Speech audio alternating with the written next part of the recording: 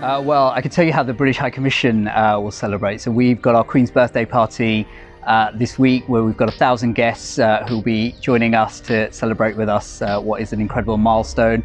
We've also got the launch of a cookbook in which Bangladesh has an entry. Fuchka was the recipe that we provided, one of my favourite dishes here in Bangladesh.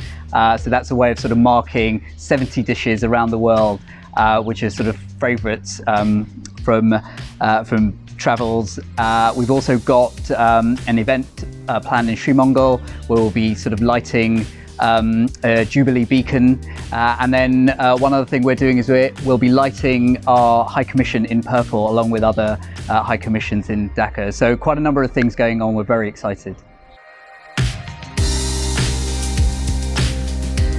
The royal family, I think, are sort of iconic all over the world, and I think a lot of that is down to just their reach. Obviously, it's not been possible for the royal family to travel over the last couple of years, but you know, when time allows, you will see the royal family travelling all over the Commonwealth.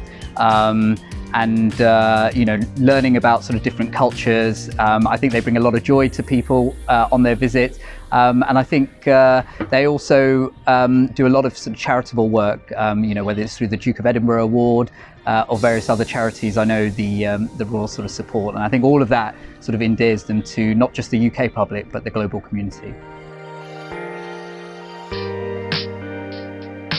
70 years is a long time, and a lot has happened over that period, and I can't sort of single out one event which is probably the most memorable, but I would just say over the last 70 years the Queen has really demonstrated her real sense of duty.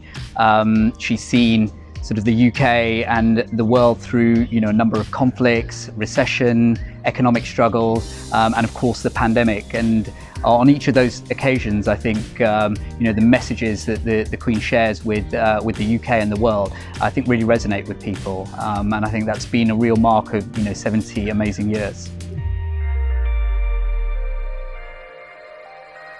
Yeah, so this was a competition launched in 2021.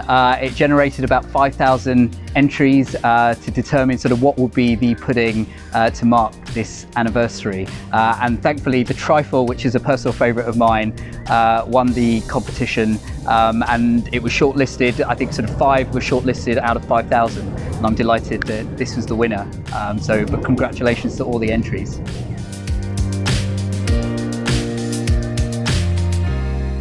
Anything that's sort of delicate, sweet, and something that would go very well with an afternoon tea, which I think the trifle is perfect for.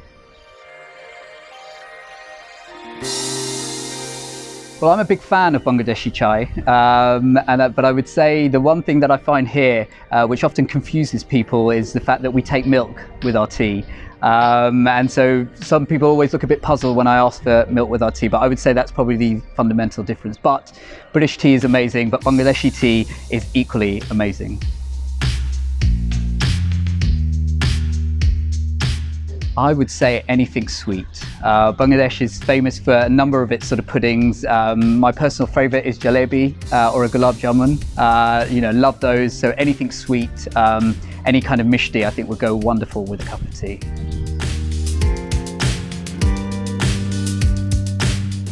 Well, I think partly this comes from my upbringing. The spices I tend to use most, you know, I think is the sort of base for any curry. I'm a big fan of curry, so, you know, turmeric, chili powder, ground cumin, coriander powder. But I think any dish is always made sort of more beautiful, more delicious with fresh coriander. So that's probably what I would.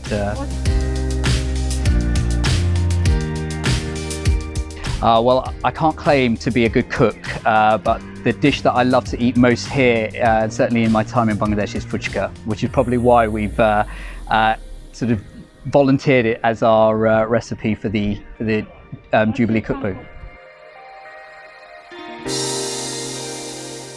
Comfort food, I would probably say the same. I love fuchka, but also any sort of curry, you know, and the spicier the better. It's a beautiful country with wonderful people, and I would say the thing that stands out more than anything is just how hospitable and how welcoming people are. It's really warm, and I think the generosity of people. I think I've probably eaten more in the last couple of years than I have in a lifetime, given how welcoming this country's been. Well, I think when it rains here, it really rains, and the heavens open. I always say that you can get caught out in sort of rain in the UK without sort of getting too wet. But here, I think if you find yourself in the middle of a monsoon, then you've got absolutely no chance. But I have to say, even just experiencing the monsoon, it's just beautiful to see. But yes, I would say there's a big difference in the type of rain. The country's beautiful, it's wonderfully green, it's lush in parts. I've managed to travel out to Sylhet, to Chittagong, to Rangpur, and I'm hoping in the time that I have left here I'll be able to see much more of the country.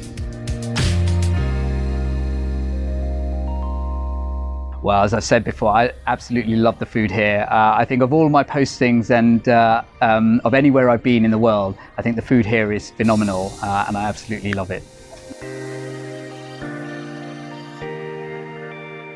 Well, the ties between Bangladesh and UK run deep. We've got a huge British Bangladeshi diaspora, about 600,000 in the UK. And I think we share a lot of sort of common values, culture, food, and we've got a blossoming partnership. And I hope and know that that will just become stronger and stronger in the years to come.